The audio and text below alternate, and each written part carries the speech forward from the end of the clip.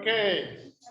Estamos en Efesios capítulo 6, versículos 10 en adelante. Estamos hablando de la armadura de Dios. Entonces, me gusta mucho usar la tablet porque puedo rayar y hacer cosas. Entonces, me gusta mucho. Entonces, déjenme ver si puedo hacer todo lo que quiero. Ok. De nuevo, hermanos, como recordatorio, ¿verdad? Como recordatorio.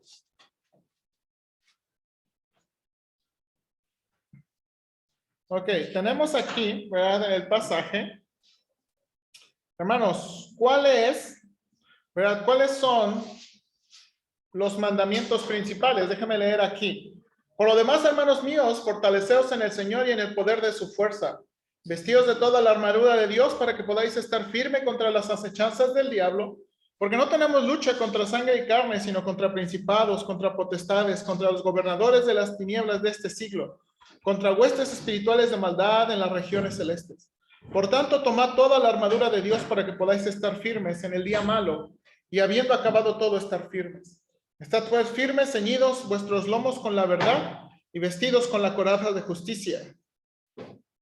Y dice, y calzados los pies con el apresto del evangelio de la paz, sobre todo tomad el escudo de la fe con que podáis apagar los dardos de fuego del maligno, y tomad el yelmo de la salvación y la espada del espíritu, que es la palabra de Dios, orando en todo tiempo con toda súplica en el espíritu y velando en ello con toda perseverancia y súplica por todos los santos.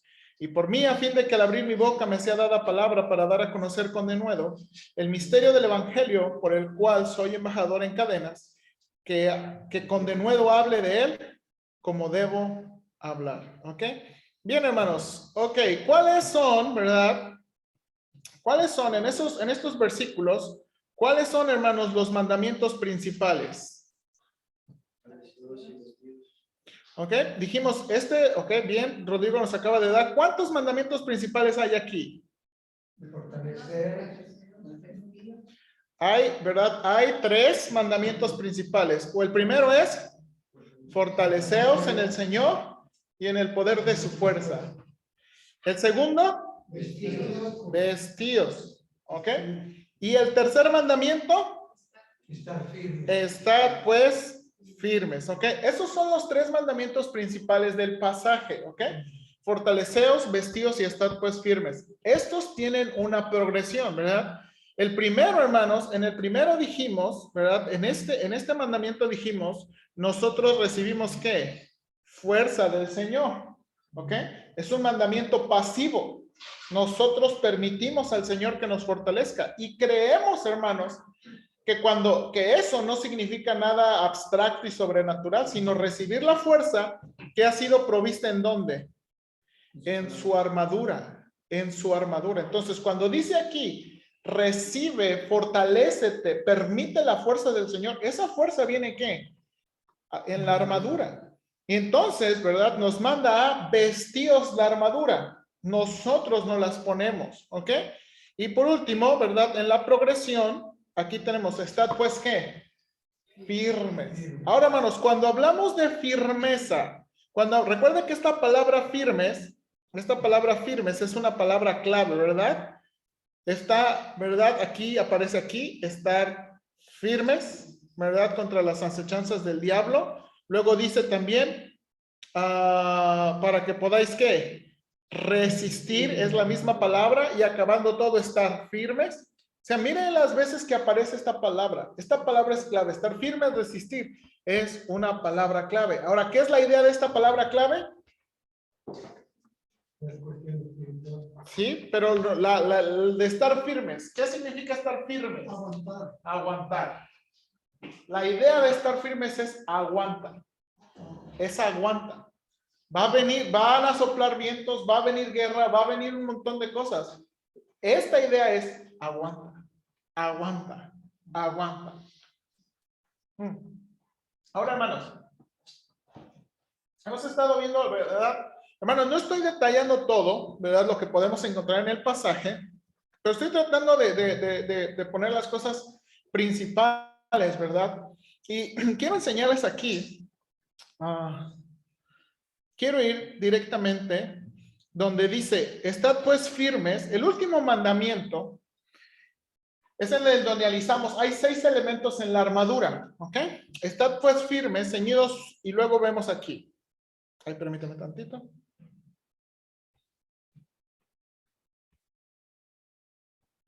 Ok, note aquí. Tenemos, hermanos, 6 elementos en la armadura, ¿ok? El primer elemento es, dijimos, no, cinturón de la verdad. O ceñidos vuestros lomos con la verdad. Este es el primero, ¿ok? El segundo es la coraza de justicia. Y el tercero es con el evangelio de la paz. Ok, ahora déjame, voy a usar, me equivoqué aquí yo. Déjame usar un color para estos 3. Vuestros lomos de la verdad, vestidos con la coraza de justicia y calzados los pies con el apresto del evangelio de la paz. Hermanos, estos 3 elementos, quiero explicárselo y a ver, quiero ir lento, porque en mi mente. Sabemos que no es una armadura física. O sea, no hay una armadura que ponerse. Es espiritual. Pablo utiliza la figura de vestirse, ¿verdad? Que tiene que ver, que hablando del mundo romano, tenía que ver con ¿qué? Comportarse y actuar de manera a la nueva manera que uno se está vistiendo.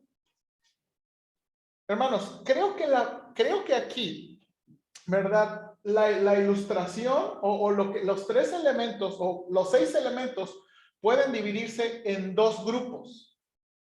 ¿Ok? De los 6 elementos de la armadura, los primeros 3, déjame explicarlo así, tienen que ver con verdades espirituales objetivas. ¿Ok? Verdades espirituales objetivas que hablan de la salvación o del evangelio. Verdades objetivas de la salvación y del evangelio. ¿Qué significa esto? Significa que estas son verdades y virtudes que tenemos y que son seguras porque Dios las ha dado. Piénselo aquí, la verdad, el cinturón de la verdad, la coraza de justicia y los zapatos del evangelio de la paz. Ahora, aquí está la cosa interesante de la figura. En esta figura, estos primeros 3 elementos son elementos que se ciñen al cuerpo. ¿Se acuerdan? Como vimos, el cinturón de la verdad se ciñe al cuerpo, ¿verdad? Recuerda que ceñidos los lomos con la verdad tiene que ver con arremangarse y amarrarse la túnica, ¿verdad? No usaban pantalones, no usaban shorts, no usaban esos cargo pants y cosas de esas. No, eran túnicas que se tenían que arremangar y agarrar con un cinturón. Entonces, el cinturón de la verdad, la coraza de justicia y los zapatos del evangelio de la paz son cosas que están ceñidas, que se amarran bien y ahí quedan. ¿Sí o no? O sea, hermano, no es la idea. Yo me acuerdo, mi papá, hermanos, si uno sabe cómo yo podía hacer disgustar a mi papá, rapidito. No sé si una Nissan blanca sale aquí para que si es de alguien lo puede quitar. Si no es de nadie, para avisar. ¿Camioneta o? Ajá, camioneta Nissan blanca. ¿Hay una Nissan blanca? ¿Alguien tiene una Nissan blanca? Ah, ok, ahí va. No, está bien, ok. Entonces, le digo, algo que lo que yo podía hacer disgustar a mi papá era que no me abrochara bien los zapatos, que no me amarrara bien los zapatos. Mi papá me veía con los... Y mi papá, hermanos, ¿qué? ¿No te puedes amarrar bien los zapatos? Ahora, ¿por qué? Ahora, fíjese la figura del soldado, Todas estas cosas se ciñen y la idea es que no se están moviendo. El soldado no constantemente se está acomodando la coraza de que ay, se me va a caer. No se está constantemente, ay, es que no me amarré bien los zapatos. Ay, es que no, es que el cinturón se me está... No, son cosas que se ciñen. Ahora, ¿por qué? Ahora le digo, estas 3 verdades, estos 3 elementos de la armadura, son verdades objetivas de la salvación o el evangelio. Significa, hermanos, que esas son cosas que provienen de Dios y que son seguras, porque dependen completamente del Señor. La verdad es del Señor, la justicia es del Señor, ¿verdad? Y el evangelio de la paz es del Señor. Y eso, hermanos, por eso le digo, en una manera hablan de virtudes del evangelio, de la salvación, ¿verdad? Que nos pone bien con Dios por Él, porque Él nos las ha dado. Hermanos, la salvación es segura. Las riquezas son seguras. ¿Ok? Ahora, el detalle aquí vienen con las siguientes tres. Ahora, quiero señalar algo, hermanos. Los verbos que se utilizan aquí, quiero que mire aquí. Tomad el escudo, tomad el yelmo. No son cosas que se ciñen, son cosas que se ¿qué? Que se agarran. Entonces, los siguientes tres elementos es el escudo de la fe. Ay, perdón. Entonces son el escudo de la fe, ¿verdad? El yelmo de la salvación y la espada del Espíritu. Y miren los verbos que utiliza Pablo. Son cosas que se ¿qué? Que se toman. Déjeme decirlo así. Estos tres elementos representan verdades subjetivas, ¿verdad? Verdades subjetivas a las que constantemente nos estamos aferrando. Ahora, déjeme hacer un dibujo para explicarlo. Okay, déjeme hacer un dibujito para explicarlo. Este es mi dibujito por excelencia. No soy buen dibujante, usted sabe, yo puros palitos y bolitas, pero con eso, ¿ah? Ok, déjeme explicar así. Hermanos.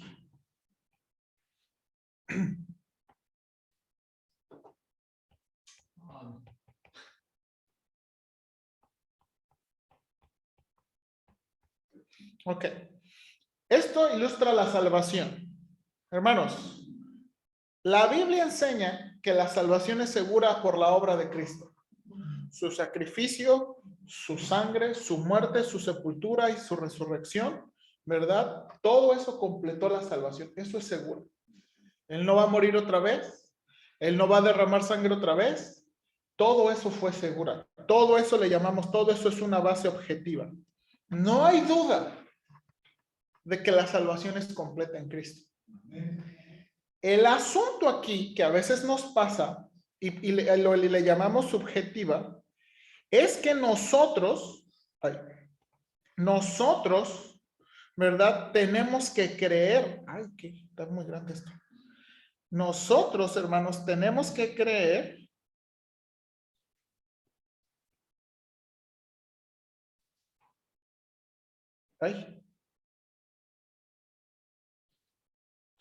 en esas verdades.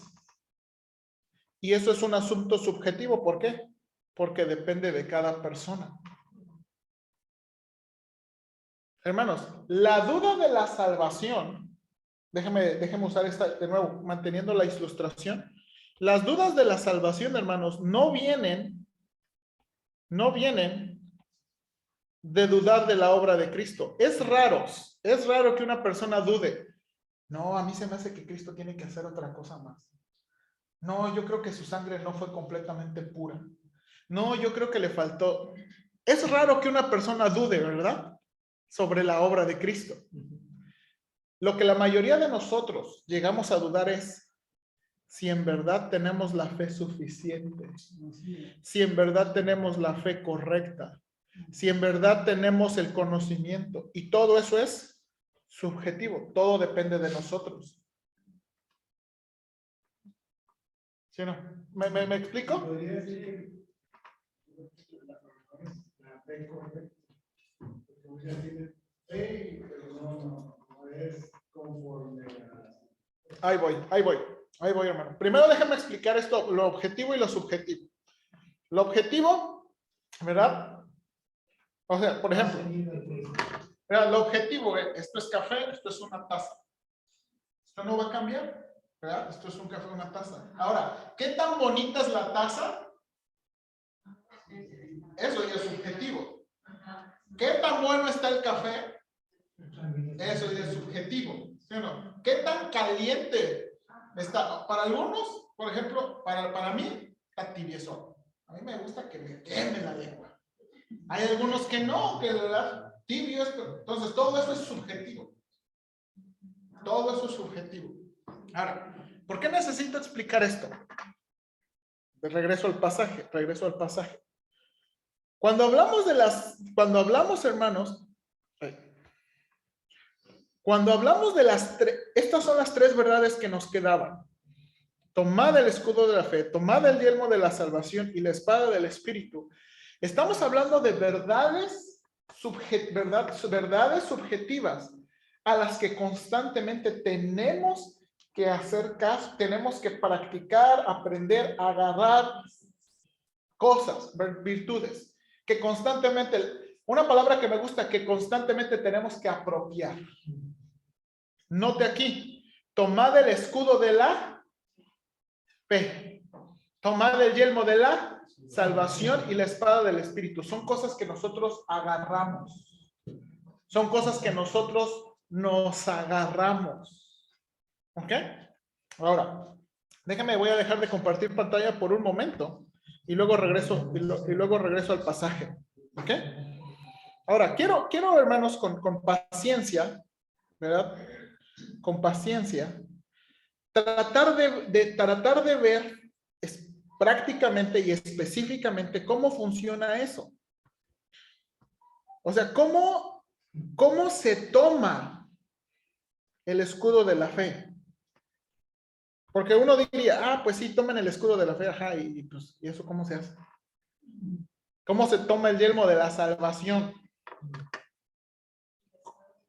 ¿Cómo se toma la espada del Espíritu? ¿Ok? Entonces, déjenme con mucha paciencia, y le digo con mucha paciencia porque quiero explicarme bien. La primera, tomad el escudo de la fe. Yo creo que lo que Pablo nos está diciendo aquí es, usa la fe para apagar las flechas ardientes del maligno.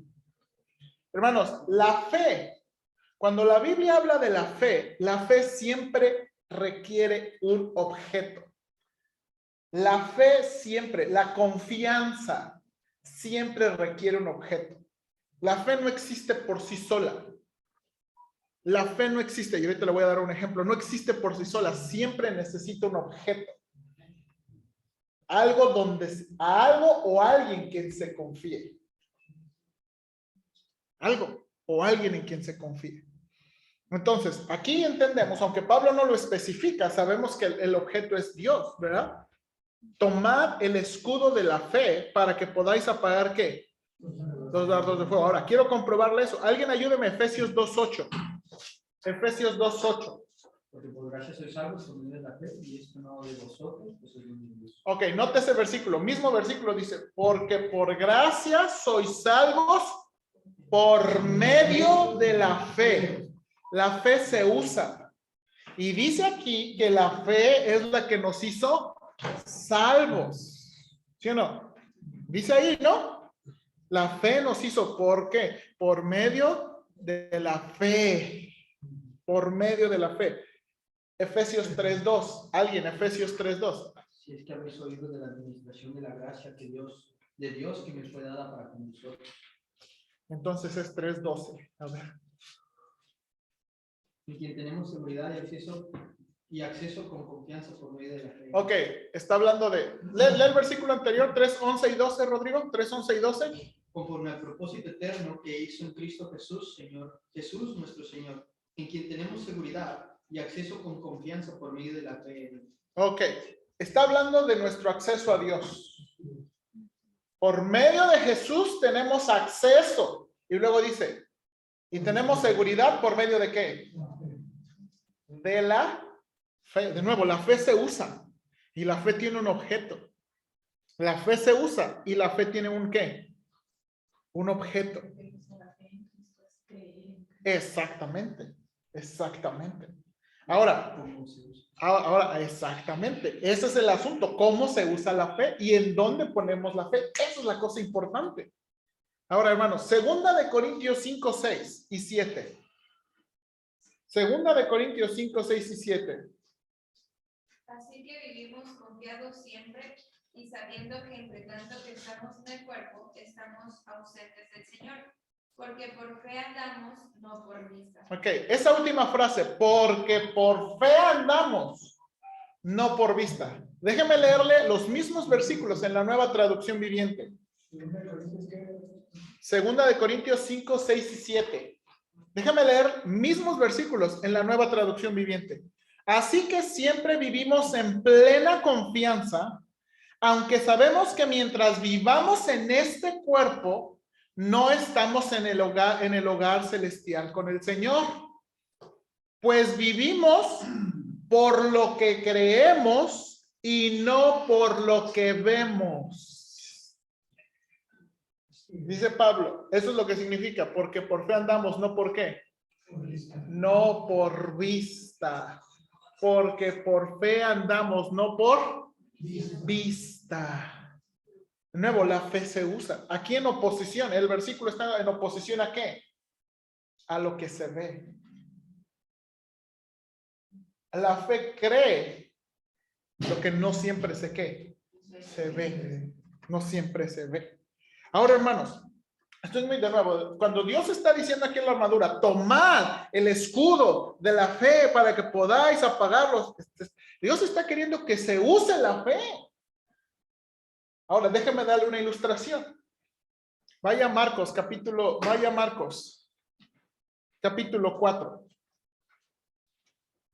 Vaya a Marcos, capítulo 4.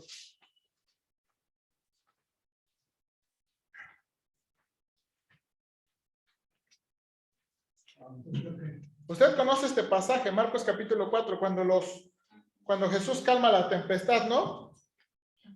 Ahora, mire, me gusta mucho este pasaje. Vamos a leerlo, versículo 35, dice, aquel día cuando llegó la noche, les dijo, pasemos al otro lado. Y despidiendo a la multitud, le tomaron como estaba en la barca y había también con él otras barcas.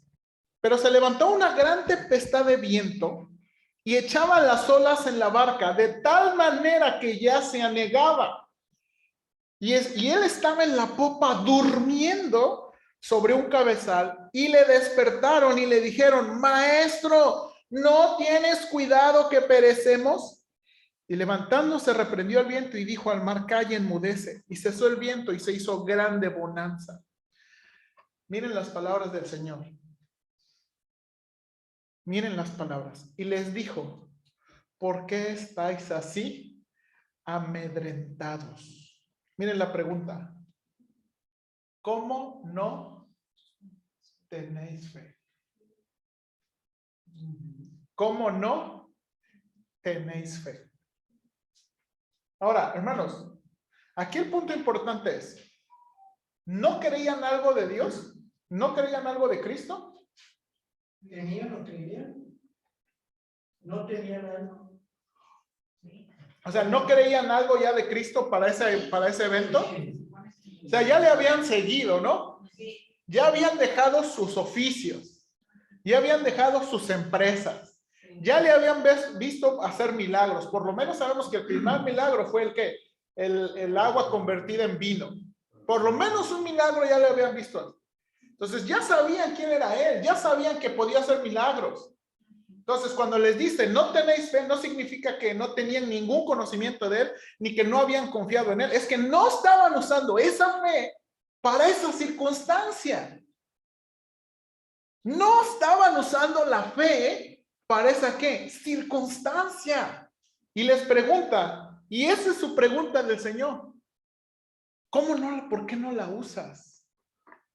Porque ellos no iban a saber el calibre que tenía el otro de hacer tantos y tantos milagros. O sea, ellos de una manera, sí eres Dios, eres humano. O sea, no estamos bien también. No, a ver, espérame. Que les dijo, vamos a la orilla. Entonces ella había confiado que con tormenta, ellos iban a llegar al otro lado. Ok, ahora, pero de nuevo, ¿qué les está reclamando? No les está reclamando que no tenían conocimiento de él o que no sabían que él podía hacerlo, que no la estaban usando. O sea, que sí, algo me faltó. Eso es lo que les está reclamando. Ahora, en los pasajes paralelos, hay otros pasajes en los evangelios, utiliza otra frase y les dice, ¿qué les dice? No? ¿Qué frase utiliza el Señor? Hombres de poca fe. Ahora, la palabra poca fe, a veces para nosotros tiene una idea cuantitativa, como, esto tiene mucho café. Ay, no, ya me queda poquito café. Esa es para nosotros tiene una idea cuantitativa, pero probablemente quiere describir una cualitativa. Entonces, un hermano, creo que esta es de las mejores explicaciones. Un hermano, se llama Josías Grauman, dice sencillamente, ¿qué es tener poca fe? Cuando el Señor los acusa de poca fe es creer solo cuando es fácil hacerlo. Creer solo cuando es fácil hacerlo. Bueno, pastor, por ejemplo, cuando Pedro iba caminando por arriba del agua viendo a Jesús, y dijeron, ven, ahí es cuando sí tenía fe, porque estaba Jesús ahí. Pero una vez que ya empezó el viento, empezó a voltear, perdió la fe ahí. Ahora, no es que perdió la fe, es que dejó de ¿qué? De usar la fe y dirigir su atención. Y el texto dice que empezó a ver ¿qué? Empezó a ver las olas. Dejó de ver a Jesús y comenzó a ver sus circunstancias. Dejó de ver a Jesús y comenzó a ver sus circunstancias. Entonces, ¿es importante la cantidad o no? Porque, por ejemplo, pienso en el versículo que dice, si tuvieras fe como un granito en mostaza, entonces está refiriéndose que poquita. Exactamente, que no tiene que ver con cantidad. No tiene que ver con calidad. Entonces, cuando está diciendo Pablo aquí, usad el yelmo, usad el escudo de la fe, está diciendo, usa la fe. Usa la fe. Usa lo que sabes. Exactamente, exactamente. Ahora, cree, y de nuevo, la fe siempre tiene un objeto. Cree, ¿qué cree? Cree la palabra de Dios, cree en el carácter de Dios. La palabra de Dios y su carácter siempre están ligados. Y es lo que está diciendo. Ahora, usa el escudo de la fe para que podáis, ¿qué? Apagar los dardos de fuego del maligno. Está como, por ejemplo, también cuando Tomás también ahí, ¿qué pasó? Tomás, ¿se acuerda? ¿Qué dijo Tomás? No veo nada. O sea, bueno,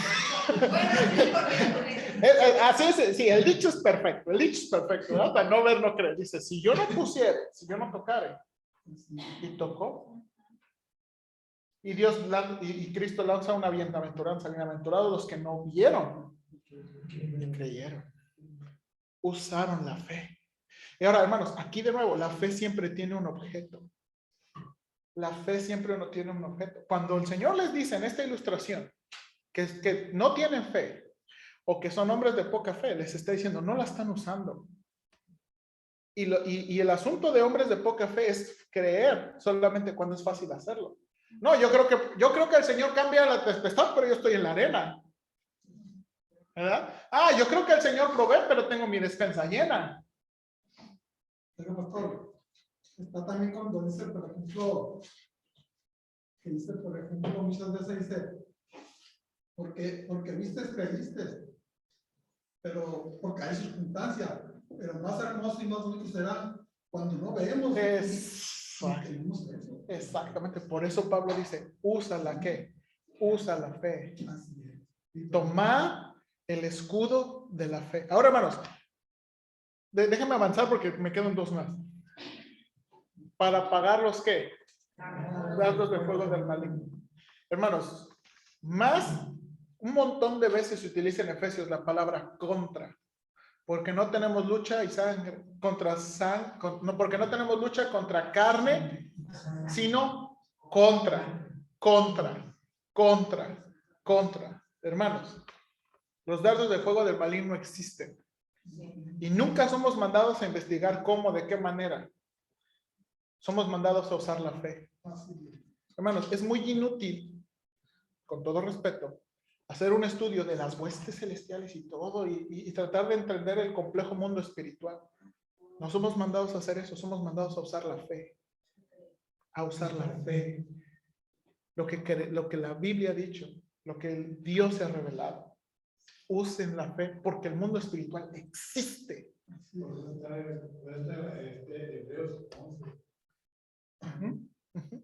Ahora, hermanos, déjenme. Entonces, primero, de nuevo, ahora, hermanos, porque esto es subjetivo, porque va a depender de cada uno. Va a depender de cada uno. ¿Cuánto usa la fe? Ahora, la solución es decir, Señor, ayúdame en incredulidad para la poca fe. Usa la fe. La fe clamaba, ¿no? La fe clama, la fe pide ayuda. Usar la fe. Cuando dice ayuda a mi incredulidad, quiere decir ayúdame a creer. Usen la fe. Usen la fe.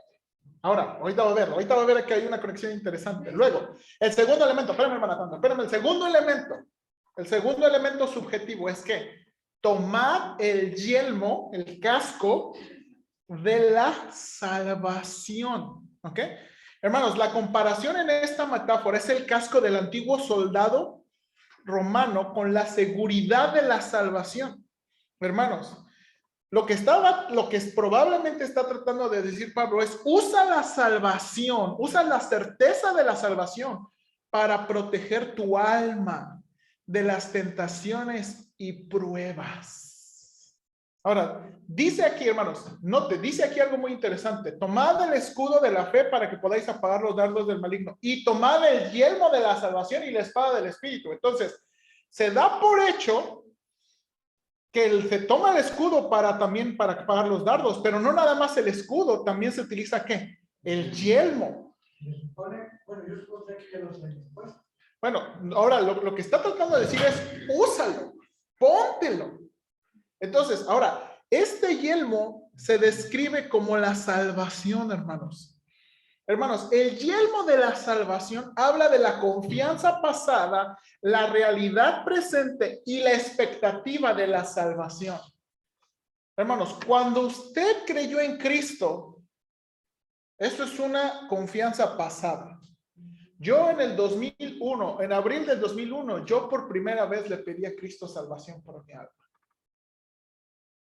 Eso es, yo confié en Él. Pero no nada más confié y ya, sino es una realidad presente. Confié en Él y sigo confiando en Él, que Él me salvó.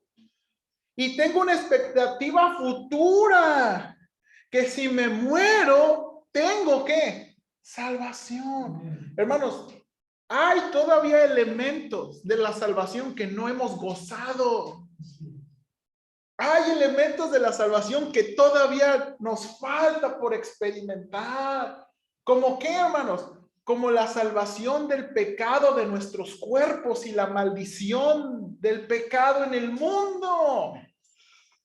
Hermanos, estamos rotos y no vamos a cambiar eso.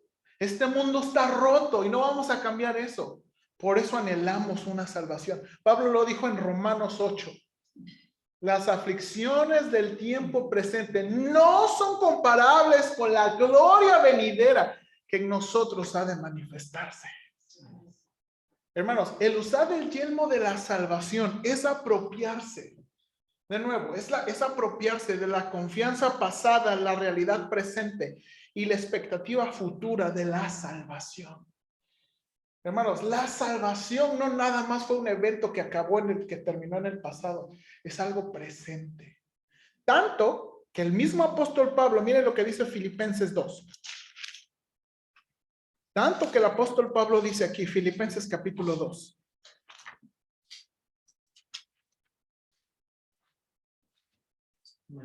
Versículos, hermanos, versículos 12 y 13.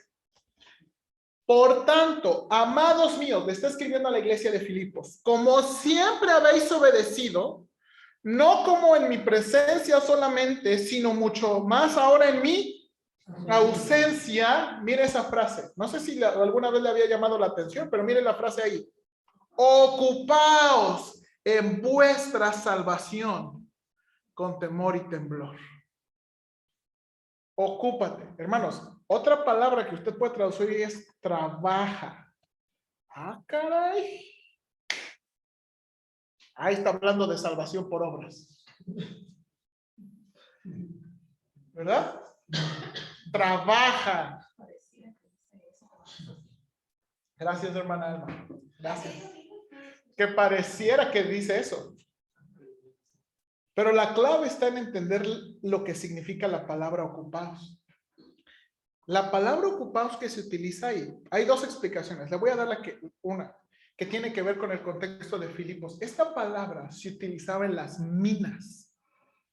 Y era del trabajo, describía el trabajo que se hace en las minas. ¿Qué es el trabajo que se hace en las minas? ¿Verdad? Recuerde que antes había más minas de topo que hoy en día. Hoy ya no hay tantas minas de topo, pero en aquel tiempo había muchas minas de topo, ¿verdad? Donde uno tenía que meterse a la tierra y ¿qué? Y extraer. Y extraer. Esa es la figura atrás de la palabra ocupados. Esa es la ilustración a través de la figura. Lo que está tratando de decir Pablo es, extrae, trabaja en extraer las riquezas de la salvación. Trabaja en extraer, en experimentar las riquezas de la salvación. No está diciendo, trabaja para lograr o obtener tu salvación. Ahora, ¿cómo sabemos eso? Mire el versículo. Ahora dice, mire, trabaja en extraer las riquezas de la salvación. Versículo 13, conecte eso. Porque Dios es el que en vosotros produce así el querer como el hacer por su buena voluntad. Hermanos, esta es la cosa grandiosa de la salvación y por eso, hermanos, yo estoy muy en serio. Y miren, no me lo vaya a tomar a mal. Pero si algo va a pasar en nuestra iglesia y cualquier iglesia va a venir como consecuencia de la salvación. Cualquier buena cosa que vaya a pasar en nuestra iglesia y en cualquier iglesia es que las personas realmente sean salvas. Porque note aquí, la riqueza de la salvación está conectada con ¿qué? Que Dios produce el querer como el hacer. Que Dios va a cambiar nuestros deseos, pensamientos, actitudes que van a venir de Él. Sin salvación, nada bueno puede pasar. Y nada bueno que perdure. Nada bueno que perdure. Sí, porque hay que estar con los datos del enemigo, entonces no tenemos que estar. Ahora, por eso, mire, por eso son verdades subjetivas. Hermanos, a veces el pecado nos trapea. ¿Sí o no? El pecado nos trapea. Y ya que estamos en el piso, nuestra única esperanza es, Señor, pero soy tu hijo. El remordimiento y el pesar de corazón. ¿Sabe por qué viene? Porque somos sus hijos. Muchas veces nos gusta estar capeados. Pero ahí viene la duda, si de veras soy hijo de Dios. Por eso es subjetivo. Entonces está diciendo que toma el escudo de la salvación. Aprópiate de las riquezas de la salvación. Aprópiate de la expectativa de la salvación. Hermanos, la salvación garantiza nuestra transformación continua. Garantiza, dice Pablo en Filipenses, ¿verdad? El que comenzó en vosotros la buena obra, la terminará. Hermanos, a los verdaderos hijos de Dios, Dios está comprometido en transformarlos y cambiarlos. Y si no quieren, se los lleva. Y si no quieren, se los lleva. Bien sencillo. Yo creo eso de todo mi corazón. Porque Dios está comprometido con sus hijos. Entonces dice, tomad ¿qué? El yelmo de la salvación. Y luego, último elemento, ¿y qué? Y la espada del Espíritu. Ahora, hermanos, a veces en nuestra mente hay dos palabras griegas, ¿verdad? Hay dos palabras griegas para describir la espada. La palabra griega que se utiliza es la palabra de esta figurita. Hermanos, nosotros a veces cuando pensamos en la espada del Espíritu, pensamos en un espadón como de 1.5 metros, pesada, que se necesitan las dos manos. ¡Paz! Y de los guerreros de las películas, ¿no? ¡Paz! Pero la espada a la cual Pablo se está refiriendo, hermanos, es una espada corta, un poquito más grande que una daga, que servía para el combate a corta distancia, como está ilustrando aquí. Una espada que se puede llevar en una mano sin problema para el combate a corta distancia. A corta distancia. Ese es el tipo de espada que se requiere aquí.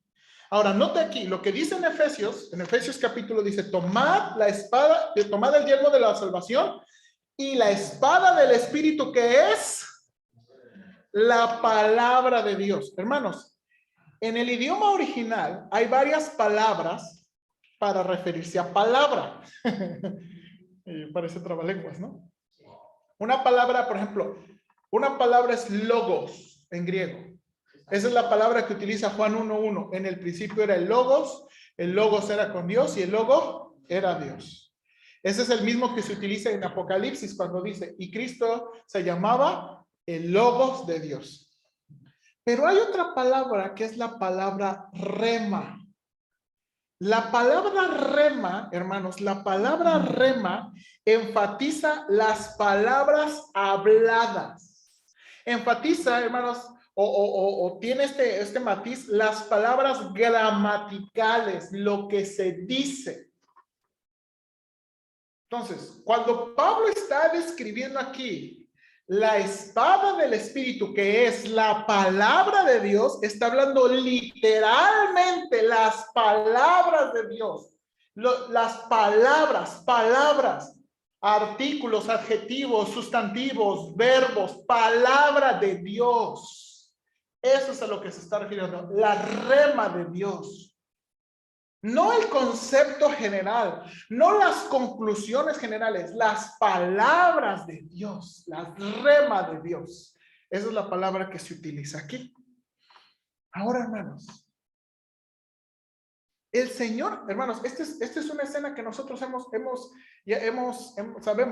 de mucho tiempo. El Señor Jesucristo ilustró en la tentación. Esta es cosa grandísima. ¿Por qué Pablo nos iba a hablar de una armadura sin proveernos un gran ejemplo de la armadura, especialmente de la palabra de Dios, en la tentación de Cristo? En la tentación de Cristo, el Señor nos enseñó a usar la palabra de Dios contra los ataques del maligno. Comienzan las tentaciones. Si eres hijo de Dios, ¿verdad? Que estas piedras se conviertan en burros percherones. ¿Verdad? Y ahora, ¿qué hizo Cristo? Escrito está. Escrito está. No solo de pan vivirá el hombre, sino de toda ¿qué? Adivine qué palabra es ahí en griego. Toda rema. Toda rema, palabra gramatical que sale de la boca de Dios. Okay. Sí, el diablo. ¿Vas a usar la Biblia? ¿Vas a usar? Pues está escrito. Lo llevó al pináculo del templo, ¿no? Pues dice la Biblia que mandará a tus ángeles. Aviéntate. ¿No dice así la palabra de Dios?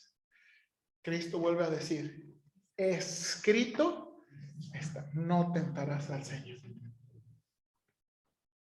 El diablo, ok, mira, te voy a poner fácil el asunto. ¿Para qué pasar la crucifixión? Si tú me adoras ahorita, ahorita te doy todo.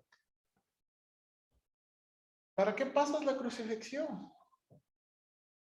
Si tú me adoras ahorita, ahorita yo te doy todo. Cristo vuelve a decir, escrito está. Ya es solo que servirás.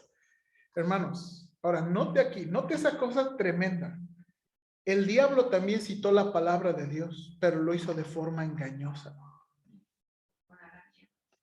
Hermanos, el Señor Jesucristo no usó la palabra como una memorización y repetición fría de información. A veces pensamos que la espada del Espíritu, usar la palabra, la espada del Espíritu consiste en cuánto podemos retener o en cuánto podemos memorizar. Hermanos, ya yo les he dicho, hay borrachitos que citan más versículos que muchos de nosotros. ¿No le ha tocado? ¡Oh, hermanos! No, hombre, borrachitos, ya he tenido pláticas así que empiezan uno tras otro, tras otro, tras otro, tras otro versículo. Y no tiene que ver con memorizar o conocer. El Señor aquí está usando la palabra de Dios y está apropiándose el significado correcto de la palabra de Dios. Hermanos, el tomar la espada del Espíritu consiste, hermanos, consiste en entender bien la palabra de Dios para aplicar bien la palabra de Dios. Consiste en entender bien el significado de la palabra de Dios para obedecer bien al Señor. Hermanos, déjeme, Jonathan Edwards, me encanta ese hombre. A los 20 años él escribió una lista de 70 resoluciones, 70 compromisos que él hacía. El compromiso 28 dice esto: estoy resuelto a estudiar las escrituras tan firmemente, constantemente y con frecuencia, al punto que pueda encontrar y plenamente percibir que estoy creciendo en el conocimiento de ella. Hermanos, el crecimiento cristiano se nota y se puede uno dar cuenta. ¿Cómo? No cuánto conoces o dominas la palabra de Dios, sino cuánto la palabra de Dios está dominando tu vida. Cuánto la palabra de Dios está dominando tu vida. Que lo que haces viene de la palabra de Dios. Lo que obedeces, lo que practicas, lo que soportas, en lo que tienes esperanza, viene de la palabra de Dios. Y los cristianos nos estamos engañando aquí. ¿Con qué? Que crecemos porque sabemos, que crecemos porque memorizamos, pero menos que practicamos y aplicamos. Ahora, nota esto interesante. La resolución 29. Estoy resuelto a nunca dejar de contar que una oración, ni dejarla que se considere como una oración, ni como una petición de oración, la cual sea hecha, que yo no pueda esperar que Dios responderá. Ni una confesión en la cual no puedo esperar que Dios aceptará. Algo muy interesante de estas resoluciones es que muchos, hermanos, de la aplicación de la palabra de Dios viene por meditar, viene por estudiar y viene por orar. Y por examinarse a uno mismo. Porque yo he visto que hago las cosas y en ese momento siento que lo hice mal porque dice que hice no. Ahora, hermanos, tomad la espada. Ahora, este punto es crucial. Y este punto es el que más me pegó. Porque si estos tres elementos dependen de nosotros, deberíamos estarlos agarrando. Deberíamos estar usando la fe. Deberíamos estar teniendo expectativa y sacando las riquezas de nuestra salvación y usando la palabra de Dios. El problema es, y déjeme ser muy, hermano, yo sé que ya me tomé más tiempo, pero necesito. El problema es que los cristianos no quieren saber el rema de Dios.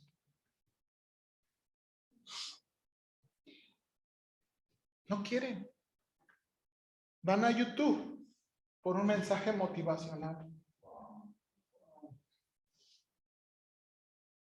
Los cristianos disfrutan citar a otros predicadores, pero no la palabra de Dios.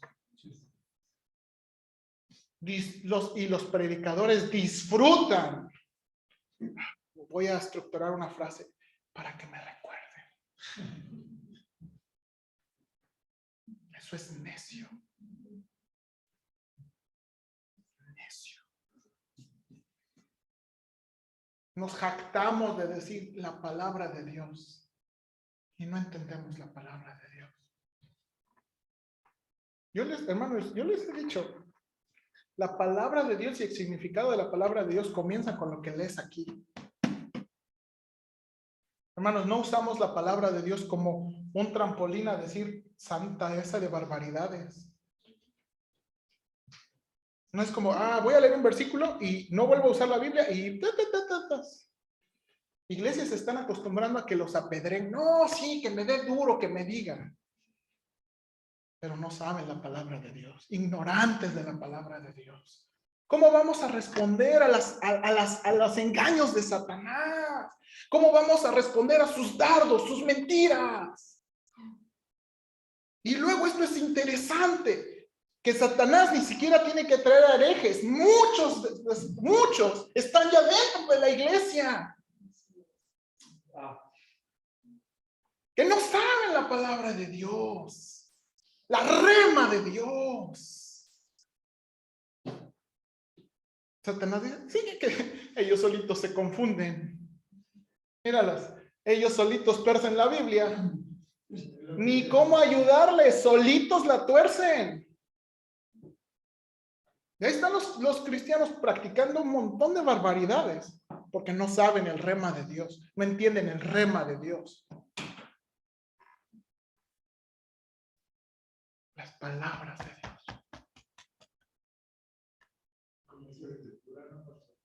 De labios de honra, pero Hermanos, ¿y por qué me pegó esto? Yo soy el pastor. Y es mi obligación, enseñarles el significado de la palabra de Dios. Lo mejor que puedo. Lo mejor que puedo. Porque lo que practicamos y lo que obedecemos debe venir de entender bien la palabra de Dios. Y eso necesita más que erudición. Eso necesita que este pastor caiga sobre su rodilla. Y necesitamos que orar, que podamos entender la palabra de Dios. Para poder confiar, obedecer la rema de Dios. Hermanos, eso necesitamos. Eso necesitamos. Hermanos, perdónenme, estoy tan celoso y todo esto, pero me estoy cansando. Me estoy cansando, hermanos, de que un ambiente nos está dominando, que tiene todo menos la palabra de Dios. Me estoy cansando de que los cristianos obedecen todo menos la palabra de Dios. Necesitamos la palabra de Dios. Necesitamos la palabra de Dios. Estudiarla, orar, aplicarla. La palabra de Dios. Vamos a ver, hermanos, perdón.